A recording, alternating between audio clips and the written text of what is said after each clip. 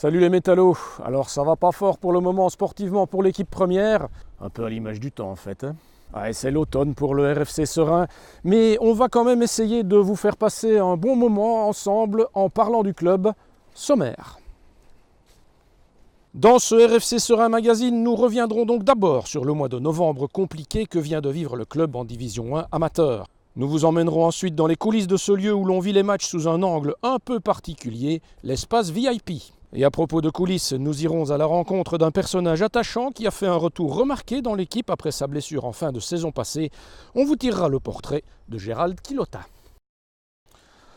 2 points sur les 15 enjeux, c'est le maigre bilan du RFC Serein en Division 1 amateur sur le mois de novembre, si on compte bien entendu aussi la rencontre du 1er décembre. Un mois qui ne restera pas vraiment dans les annales du club donc. Retour sur les différents épisodes de cette série noire. Novembre débute par un fameux test pour les Cérésiens, un déplacement au RWDM.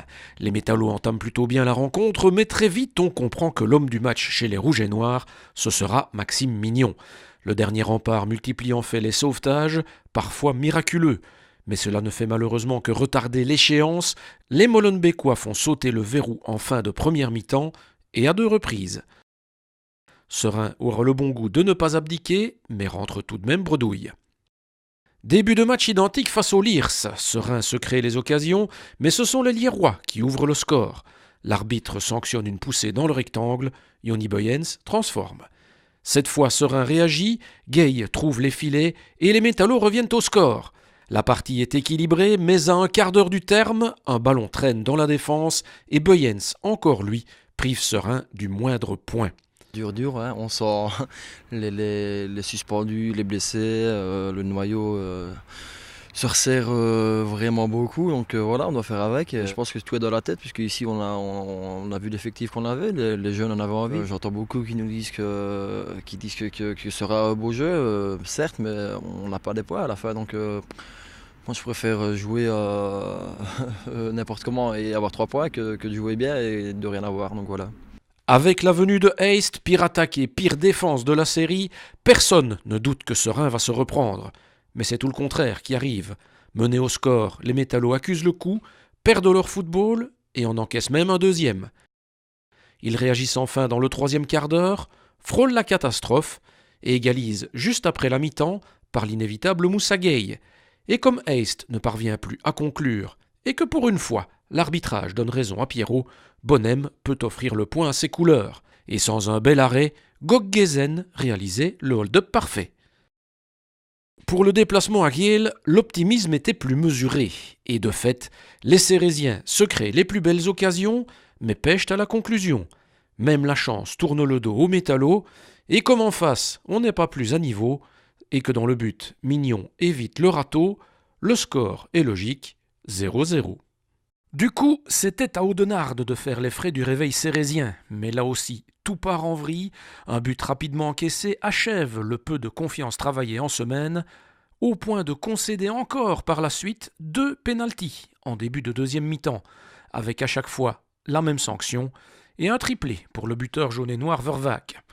Les métallos auront le bon goût de se battre jusqu'au bout, ils reviendront même à 2-3, mais cette fois, pas de points miraculeusement pris. C'est clair que là on est dans une spirale complètement négative. 4 sur 21 c'est beaucoup trop peu pour Serein par rapport aux qualités qu'on a montrées l'année passée. Le groupe il n'a pas changé, maintenant c'est sûr que la confiance fait souvent beaucoup dans le foot et il faut retrouver au plus vite cette confiance. Oui, un dur chemin en effet. Lors des rencontres opérées, il est un espace qui s'anime bien avant les autres, bien avant que les supporters n'arrivent au stade. Un espace qui permet aussi d'une certaine manière au club de vivre à la découverte de l'espace VIP. C'est tout de suite, suivez le guide. Ça s'affaire en cuisine et en salle. Un jour de match dans les VIP de Serein, c'est un petit peu la course. Dressage des tables et des plats, préparation des bulles, on n'a pas le temps de chômer. C'est assez stressant parce que le principe donc, c'est d'aller vite, je vais dire, servir quelque chose de qualité et également d'avoir un choix différent à chaque fois. Donc il y a plus ou moins 5 ans qu'on est là, donc au niveau de la restauration, On essaie d'adapter en fonction du club adverse. Ça marche et ça marche de mieux en mieux. On a de plus en plus de monde. C'est bien là l'essentiel. Le VIP à Serein est assurément une formule gagnante. Et ce n'est pas le président Mario Franchi qui va nous contredire. Contre Liège par exemple, c'était complet. On a refusé le double de personnes. Nous étions 130, on aurait pu en mettre 260. Donc oui, c'est super bien, ça fonctionne à merveille. Et on y rencontre du beau monde, des agents de joueurs, des anciennes gloires, des dirigeants de clubs de division 1 et des politiques, sans oublier des entrepreneurs qui profitent de l'occasion pour joindre l'utile à l'agréable, loisirs et business. Il y a des gens qui viennent, qui sont plus pour le football, plus pour le repas, et d'autres qui sont plus pour les affaires, pour traiter des affaires et compagnie. Et je crois que c'est très important.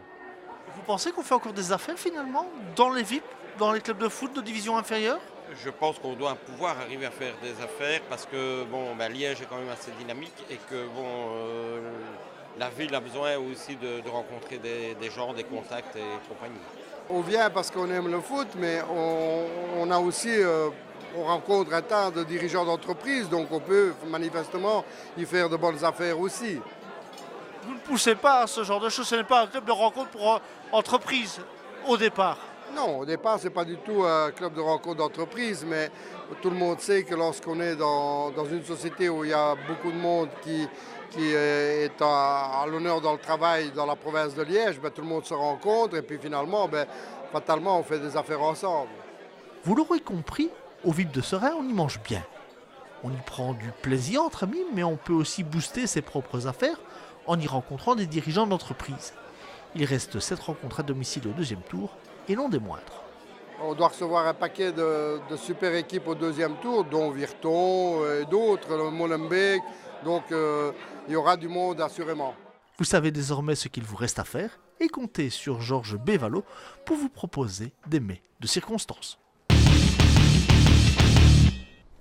Il a dû faire une croix sur la fin de la saison passée, mais il est de retour depuis le début de la saison pour arpenter le flanc gauche où souvent il fait mal à l'adversaire, que ce soit d'ailleurs par ses interventions défensives ou par ses incursions offensives le long de la ligne. Il est ce mois-ci l'invité du magazine. On vous emmène donc à la découverte de Gérald Quilota. Voici, c'est Gérald Quilota qu'on va mettre sur le grill. Gérald qui est passé évidemment, vu sa nationalité française, par Clermont, par Caen, et une préformation dans un endroit un peu particulier, c'est bien ça? C'est ça, à l'INF Clairefontaine. Clairefontaine, ça évoque quelque chose pour tout footballeur, c'est le lieu où les Français se rejoignent avant toute rencontre internationale. C'est ça. Alors ça se passe comment là-bas? Expliquez-nous un peu comment on y arrive et ce qu'on y fait. C'est des sélections, il y a plusieurs tours. Donc tous les joueurs de France peuvent y participer. Et voilà, j'ai eu la chance de participer à ces 5 tours, donc d'accéder à l'entrée à l'INF Clairefontaine. Donc vous avez gagné le Koh-Lanta du foot, quoi. C'est ça.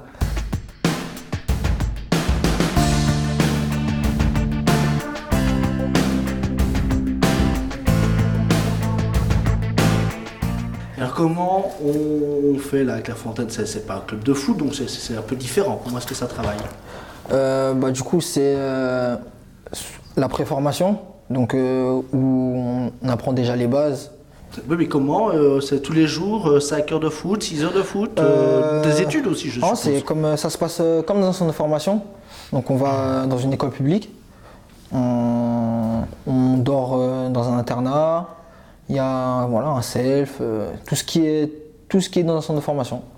Ça a le même fonctionnement. Et combien d'heures de foot par jour? 2 heures, 3 heures?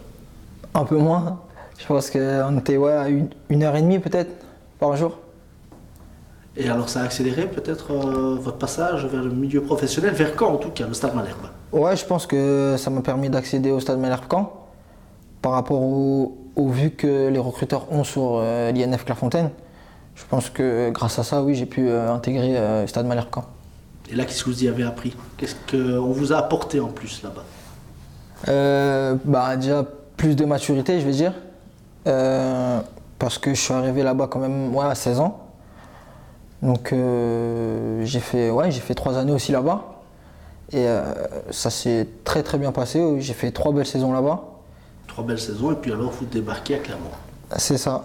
Ça se passe un peu moins bien là, manifestement. Ma première année se passe bien. Enfin, oui, il se passe bien. J'ai effectué quelques matchs.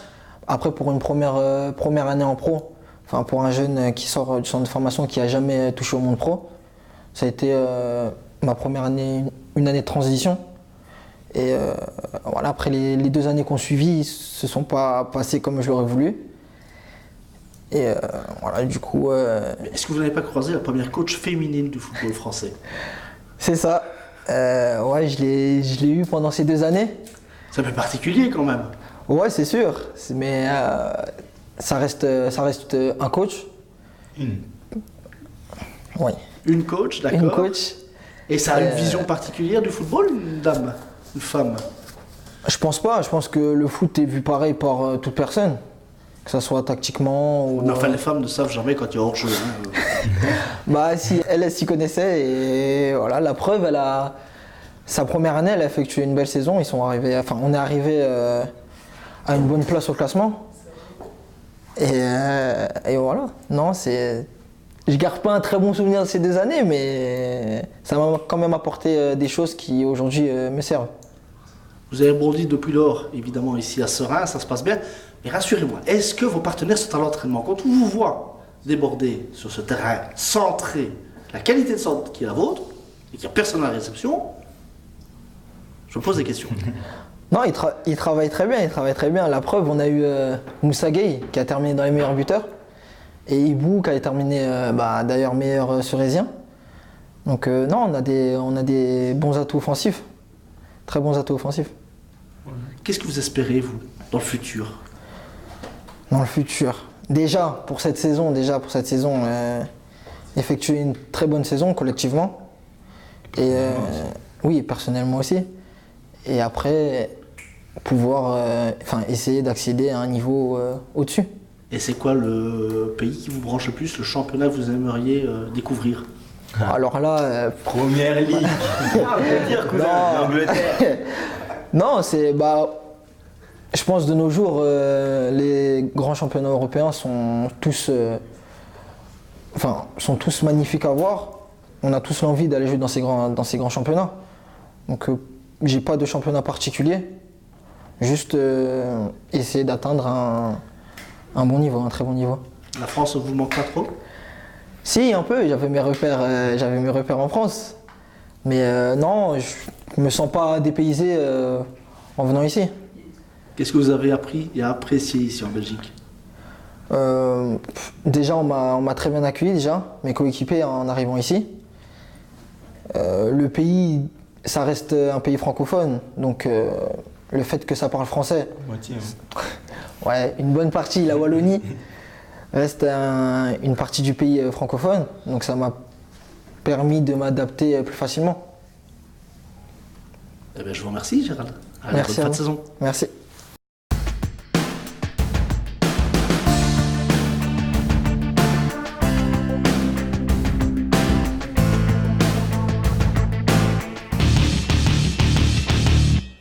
Ouais, c'était donc Gérald et ses potes.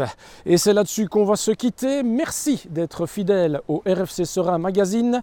Le prochain, c'est à la fin du mois de décembre pour un numéro spécial fête, plus magazine que jamais. D'ici là, eh bien, portez-vous bien et que tout aille bien pour vous. Ciao, ciao, à très bientôt.